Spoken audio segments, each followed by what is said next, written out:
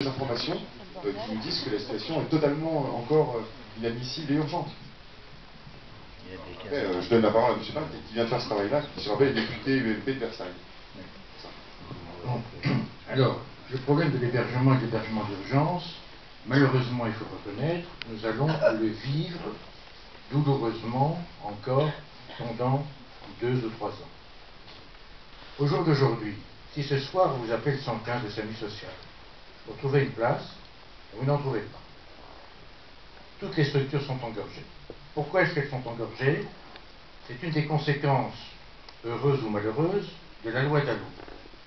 Le droit opposable au logement permet à tous ceux qui sont dans des structures d'hébergement d'urgence de rester dans ces structures tant qu'on ne leur a pas offert un logement pérenne. C'est la raison pour laquelle, en région Île-de-France, au jour d'aujourd'hui, ce soir, il manque au moins 500 places d'hébergement d'urgence. Vous imaginez ce que ça sera dans 2 ou 3 mois lorsqu'on sera en plein hiver. Les structures étant déjà engorgées, il faudra trouver très rapidement, et le ministre du Logement s'en occupe, des solutions permettant de dégager de nouvelles places d'urgence pour pouvoir accueillir tous ceux et toutes celles qui aujourd'hui n'arrivent même pas déjà à trouver une place dans le système d'urgence que nous connaissons actuellement. Voilà la problématique à laquelle nous sommes confrontés. Je crois qu'il ne faut pas se faire d'illusions. Nous allons encore vivre des jours, des semaines, des mois et des hivers très difficiles tant qu'on n'aura pas désengorgé totalement la filière de l'hébergement et du logement social. Est-ce qu'il y a encore des heures qui existent à l'heure actuelle? Est-ce qu'on fait encore le système d'urgence? Charlie, il y a encore des centres d'hébergement qui fonctionnent effectivement en ouverture, pas 24 heures sur 24. C'est du 9h-17h, fermé de 9h à 17h. Il y en a encore, notamment il y a le centre Emmaüs qui est à côté des Enfants du Canal, avenue de l'Observatoire. Ça fait partie du combat, on continue, tu vois, à dire en même temps, on ne peut pas tout changer du jour au lendemain. Il y a beaucoup de structures qui sont en train d'évoluer. S'ils ont ouvert Emmaüs, avenue de l'Observatoire, c'est parce qu'ils sont en train de réformer complètement le centre de Pereire qui était dans un état lamentable. Et je crois que les gens qui sont à Emmaüs, alors je ne sais pas, ils sont dans cette structure avenue de l'Observatoire, même si elle n'est pas ouverte 24 heures sur 24, pour eux c'est un énorme changement. Et je pense pas que, si tu veux, le débat qu'on veut faire aussi, il est autour de l'action, autour du film. Il n'est pas forcément autour de ce qui se... Tu vois, du centre d'hébergement. Non, mais dans la suite, mais voilà, en gros, on peut pas... Non, ce que dit Jean-Baptiste, en gros, il a raison, hein, de dire que la situation là, et vous le savez tous, et M. Pinte l'a dit, elle est bloquée, elle continue à être bloquée. La problématique, et c'est pour ça qu'il y a un film, les promesses qu'on a obtenues à un moment, on obtient un plan d'action renforcée pour les sans-abri, qui a été négocié bec et ongle. Ce plan, il est cohérent. Il y a un changement de la loi, l'humanisation des centres, le passage H24, tout ça en un an. En un an. La transformation et la création de 27 100 places, on obtient quelque chose de parfait. On obtient quelque chose qui justement aurait débloqué la situation. Qui aurait fait en sorte que ces centres d'hébergement arrêtent d'être un espèce d'amortisseur de cette crise du logement et prennent la place, qu'il y ait des gens qui prennent la place pour des problématiques de logement, pour des gens qui sont sans abri, qui sont dehors, qui ont besoin de place. Le Barça, il a été absolument pas respecté sur tout le volet maison relais. Alors c'est compliqué, hein, sur le volet logement, etc. Les promesses n'ont pas été tenues. C'est vraiment problématique. Ça veut dire que d'un seul coup, l'action de l'État s'est arrêtée, et nous on l'a vécu de l'intérieur, puisqu'on était coprésident du comité de suivi. L'action de l'État s'est arrêtée aux mesures que les médias s'arrêtaient. Et c'est une réalité, et c'est terrible, mais dans notre pays, ça fonctionne comme ça. Alors, maintenant, excuse-moi, il y a une action de fond. C'est-à-dire que ce qu'on a fait, et entre Notre-Dame, la fin du film, et aujourd'hui, il s'est passé des choses extrêmement importantes. Il y a un collectif interassociatif de fédérations et d'associations qui travaillent, qui représente 800 associations. Alors je dis ça pour tout le monde, pour le grand public, parce que ça, c'est pas spectaculaire. Ça, on l'entend pas. Pourtant, c'est extrêmement spectaculaire. C'est que d'un seul coup, on a tout le monde, les différents acteurs, dont les acteurs du logement, jusqu'à la problématique des sortants de prison, par exemple, ou des handicapés, enfin, c'est des choses très précises, qui sont réunis à une table et qui, depuis un an, négocient. Négocient en ayant l'impression d'être compris.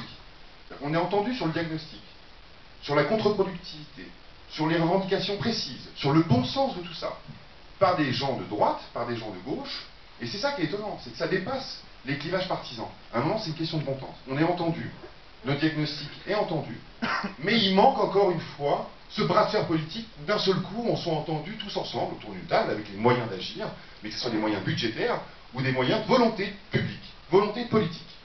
Il y a des choses qu'on réclame qui ne coûtent pas un rond, et c'est ça qui est scandaleux. Et M. Pin, vous êtes le premier à le faire pour Versailles. Je suis désolé, il y a des députés de votre majorité, comme des députés de gauche, qui préfèrent dire à leurs électeurs, on ne fera pas de logement social parce qu'on est sûr de ne pas vous gêner, on sera réélu. Tandis qu'il y a des députés comme vous qui disent le logement social, chère madame, cher monsieur, c'est pour 70% des Français. Donc à un moment, réfléchissez. La mixité sociale, c'est pas ce que vous croyez, et vous sensibilisez par l'action. Moi, ce qui me choque, c'est que quelqu'un comme M. Borloo, qui est aux manettes, nous dise à nous, citoyens, qui y connaissons finalement très peu de choses, et vous l'avez vu, merci. Vous nous avez permis d'agir, merci. Vous avez sensibilisé l'opinion publique, et d'un seul coup, le dossier a pu bouger, j'ai pu débloquer, je crois qu'il débloque 960 millions d'euros, là, après la crise du canal Saint-Martin. Pour le logement social, pour l'humanisation, enfin, c'est quand même incroyable. Et que d'un seul coup, moi, je dis aux politiques, non, faites comme M. Pin, par exemple, à votre niveau, tous. Agissez, l'action, et vous sensibilisez par l'action. Et à un moment, c'est pas parce que les gens sont bêtes, c'est pas parce que les gens ne réfléchissent pas, qu'il ne faut pas agir. Encore une fois, c'est contre-productif à tous les niveaux. En plus d'être inhumain, contraire aux droits fondamentaux, on s'en fout finalement de tout ça. C'est pas des vrais arguments. On s'en fout. La déclaration des droits de l'homme, tout ça, c'est de la foutaise. Et on sait. Réellement. Non, par contre, c'est contre-productif, les amis. Ça coûte cher à notre pays. Ça coûte cher à ce qu'on construit. Le changement, quoi. À un moment, c'est du bon sens. Et là, je crois que c'est aussi une période de bon sens. Dans ce genre de promesses, on nous fait croire qu'on va agir parce qu'on a compris et que c'était nécessaire, et qu'on a des arguments qui sont très cohérents pour expliquer aux gens qu'on va agir, et qu'on n'agit pas parce qu'il n'y a pas d'opposition. Il n'y a pas d'opposition à ça. Voilà. Il y a quelle opposition à la Fondation Abbé Pierre, qui gueule tous les ans avec le rapport Mal-Logement. Moi, je l'avais lu un peu avant de faire l'action. Voilà. Ça montre, ça pointe l'incohérence du truc. Mais sinon, c'est qui? Des assos qui sont gestionnaires, qui ne peuvent pas trop râler, parce que sinon elles sont sucrées leurs subventions. Je prends un peu la parole, hein, parce que j'essaie de mêler un peu l'ensemble, mais... Et derrière, on le connaît, le système. C'est quoi? C'est l'Abbé Pierre qui s'oppose à ça, depuis 40 ans. Mais c'est Coluche. Non, mais à un moment, il ne faut pas s'opposer en donnant la soupe. C'est bien aussi de s'opposer en donnant la soupe. Attention, je ne dis pas le contraire. Mais je dis qu'il faut aussi s'opposer d'une manière à être entendu. Voilà. Et maintenant, nous, on est des citoyens, des bons pères de famille, je crois qu'on sait comment être entendu, et on continuera à se faire entendre. Parce qu'on obtient trop de choses évidentes et spectaculaires en agissant de cette façon-là. Augustin, au fond de la salle. Bonsoir Augustin, déjà. Ça fait un moment que je ne t'ai pas vu. Non, je voulais dire là, sur tout ce que j'entends, quand on fait le bilan par rapport au comité de suivi, par rapport au PARSA, on s'aperçoit qu'on est très loin du compte. Cet hiver, il va encore faire froid. Cet hiver, il va y avoir encore des gens qui vont mourir dans la rue. Pour l'instant, j'ai envie de reprendre le titre du départ, poudre aux yeux, parce qu'on n'a pas vu grand-chose. On nous a endormis, j'ai l'impression. On nous a endormis. Parce que par exemple, sur les conditions d'accès, sur les centres d'hébergement, ça n'a pas changé tant que ça. Enfin, ça dépend où. Il y a des endroits où ça n'a pas changé tant que ça. Mais je pense qu'il faudrait peut-être sortir aussi de cette logique du caritatif. On va aider ces gens qui sont dans la rue. Non, ces gens, avant d'être dans la rue, avant... Tu vois, c'est la différence entre les devoirs et les droits. Avant de dire la société a un devoir d'assistance à ces personnes en danger, on devrait déjà commencer par comprendre que ces gens, avant que la société ait un devoir envers eux, ils ont d'abord des droits. Le droit de pouvoir vivre dans de bonnes conditions, hein, c'est ce qu'on a dit au départ. Donc avant qu'on parle des devoirs du caritatif, qu'on parle des droits de ces gens, et qu'on arrête un petit peu. Donc puisque apparemment c'est le seul langage qu'ils comprennent, hein, je pense qu'il va falloir d'urgence penser à l'acte 2. Mais on y pense, on est en train de le fabriquer là. Hein. Tous ensemble.